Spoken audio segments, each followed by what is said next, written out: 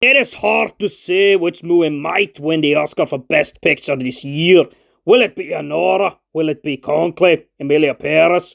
Or could it even be June Part 2? In the same mold, we also have the movie I will be talking about today, called The Brutalist.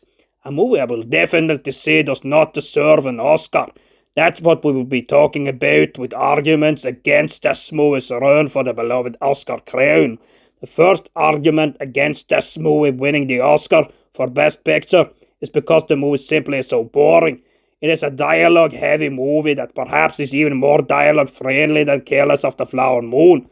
But even in that movie, although it was not my favorite, so to speak, you at least had a few moments of heated dialogue in between, where you at times could feel the tension between the characters that cannot be said in the same way if we talk about this movie, where you do not see that happen until about 2 hours into the movie.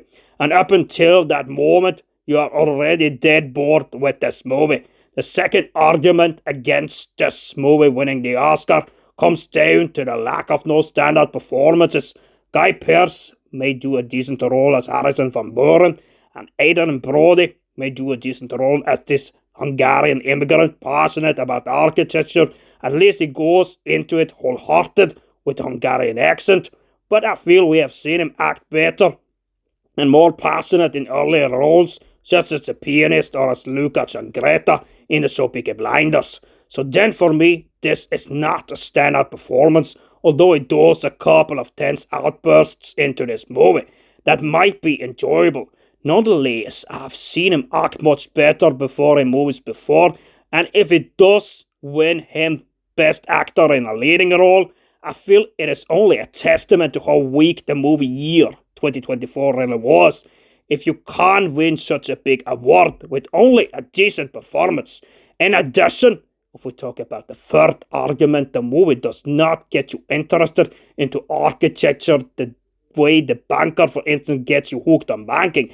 You simply still feel that after this movie that architecture is a very boring and tiresome profession. And if this had been a good movie, that should not have been the case. You should be hooked on like a fish on a line. As a building argument in this case, we could also tie into it that the movie is a long burner that never feels tense enough.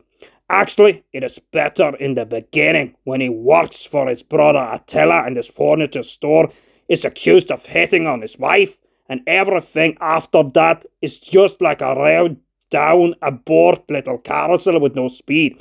In more precise words, you could say that just like other new movies with a longer running time these days, like Killers of the Flower Moon and June Part 2, the movie simply does not give you that experience where you feel the time pace off you get for watching the movie all the way through.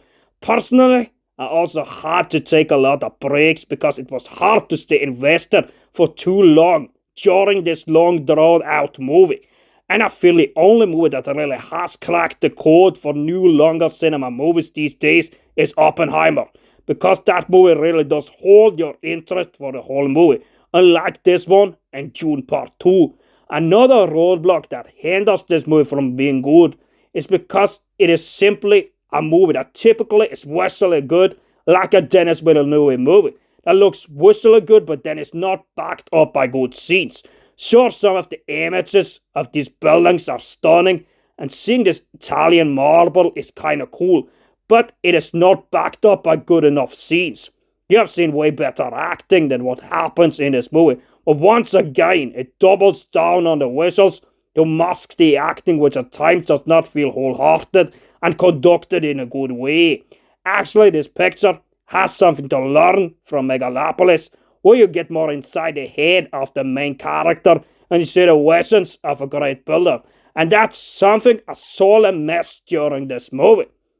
Yet another issue to point your finger on when watching this movie is about how you feel the story is told in a messy way. The most important issue in this case will have to be when you hear about these letters at the same time as there's something completely different happening in the scenes. This feature is better done in the Napoleon movie from Ridley Scott, where you see both a close-up of the characters as they write their letters during these voiceovers.